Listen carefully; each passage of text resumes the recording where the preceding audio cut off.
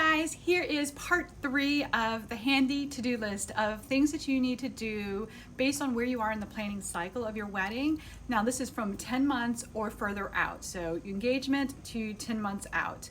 And again, here are the final items that I want you to be working on. First one is invite your bridal party. It's very helpful for them to have as much time as possible. First of all, just to be there to support you, to be excited for you and all that, but then also they're gonna need time to plan. They're gonna have expenses they're gonna have to pay for. They're gonna have to take time off of work. So just be thoughtful and invite them as soon as possible so they have time to plan accordingly. The next thing is, who's going to marry you? Are you going to, as we talked about in the last video, are you going to a church or are you going to have the ceremony at the venue? Is it going to be a religious officiant that's going to marry you? Is it going to be a friend? So kind of think through who you want for your officiant, because based on that is going to be what you're going to end up needing to do and how much time. So for example, if you say, hey, I want to have a friend, family member marry me, well, a lot of states, they will not accept that. So you might still have to go to the courthouse and get married legally that way to be able to do that. For instance, in North Carolina, they're very specific about who you can and can't marry you for it to be legally binding. So be aware of that, do that research ahead of time so that way you're not last minute running around trying to figure out what you need to do. So the next one's going to be music. Now music is actually a couple of different things. It could be your ceremony music and then your reception music. It could be the same vendor, or it could be 2 different vendors. So you might say, I want a DJ to do everything. Or you could say, I want to have a live trio do my ceremony and cocktail hour, but then I would like to have a band, for instance, to do my reception. So think through kind of what you want that to be.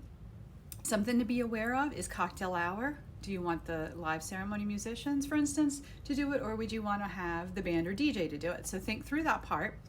And then you're also going to want to be aware of that for your ceremony vows, you're going to want to have some sort of amplification so that your guests, especially towards the back, are going to be able to hear your vows. So how is that going to happen? If you have a DJ, then that's already included into it.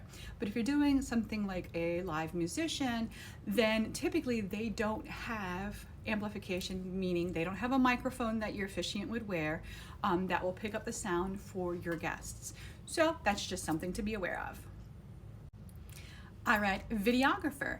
If you're going to do a videographer, this would be the time you would also start doing some research. Now, when you're talking about videographers, you need to kind of decide, what do you want? Do you want a snapshot of the entire day, or do you want more of a long video? Do you want to be able to capture every detail, or is it just you want the ceremony? So kind of think through what you're really looking for with that, and you're going to want to reach out to them and get started on that as well, again, because they will book up really quickly. So finally, start thinking about the aesthetic of what you're looking for, and that's going to be your decor. So that could be florals, that could be lighting, that could be rentals. So anything that kind of will have an overall theme of what you're looking for your wedding. Now you don't need to go ahead and get all that booked right at this point, but definitely be thinking about it.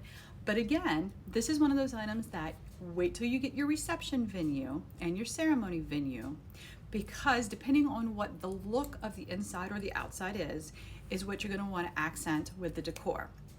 So that's why I say don't necessarily book your florist or your rentals right away, just because you really don't know until you have your venue what it is you're really looking for, right?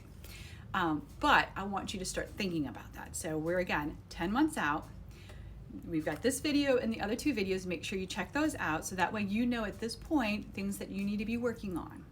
The next video we're going to be taking from about that 8 to 10 month period. So if you have any questions or comments, leave them in the comment section.